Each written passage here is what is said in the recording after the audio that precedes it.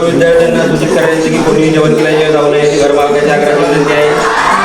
तर पोट्टे तुम्ही आता आलेच तर जेवण केल्याशिवाय जाऊ नये आणि फॉलो पण करून टाका. तेच नाही तर या मित्रांनी असं काय दिलं सरांले या पोराला डायरेक्ट रस्टिकेट केलं. तर भल्या माणसाचे पोट्टे हा मी तोच प्रज्वल ब्लॉगर. आता तुम्ही म्हणसान की एवढ्या घाई गडबडीत कुठ चालला. तर आजचा विषय असा होता की आपल्या विनय कोचिंग क्लासेसचे ओनर म्हणजे की विनय सरांची होती राव आज जयंती. तसाच क्लासवरती आलो. एवढ्या सकाळी येऊन पण आधीच डेकोरेशन व्हायला होतं राव. इथं पलान लोकांचं बॅनर लागलं होतं. काहीच वेळात विनय सरांची एंट्री झाली. तसंच बर्थडे विश केलं. विनय सरांची एंट्री राव आणि त्याच्यामध्ये माहोल होणार नाही मग तर विशेष नाही. आधीच तर VCC चे पोट्टे ऐकणार नाहीत राव पोट्टे.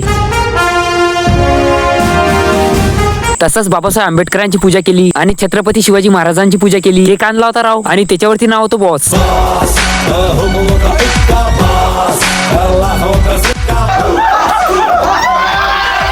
सरांची फोटो काढला. तसंच सर आले सीईटी बॅच मध्ये जीवो हजारो साल म्हणून बर्थडे सेलिब्रेशन केला. पण खोटं काय आणि खरं काय. तशीच काकडी निंबूची प्लेट दिसली. एका फडक्यासाठी दोघांना भांडण केले. बिर्याणी म्हणजे की आपल्या भाताचा गंज घेऊन चाललो. इतका गरम की हात पुरे लाल जरत झालते. कॅमेरामध्ये निगराणी ठेवणं चालू होती. 11वीची पुरी बॅच लाईनी अनुसार बसली होती. तुम्ही म्हणसान काय साठी बसले. अरे भत्तानी मारा लागत का. आज भले माणसं सोडून भल्या पुरी ब्लॉक मध्ये आल्या. आणि त्याच्यानंतर असं काय झालं की मित्राला पुरीच्या ताटामधलं खाला. तेच नाही तर नीट बॅच मध्ये बर्थडे सेलिब्रेशनच्या वेळी गंजानं असा कांड झाला की काय सांगा. तेच नाही तर या मित्रांनी असं काय दिलं तर सरांले आणि आपला गंज कसा पलटी झाला. अकोल्यामधल्या गल्ल्यानं हा गंज घेऊन कुठ चाललो. आधी फॉलो करा. हा ब्लॉक लय लंबा झाला. भेटू एका घंट्यानं दुसऱ्या पार्ट मध्ये.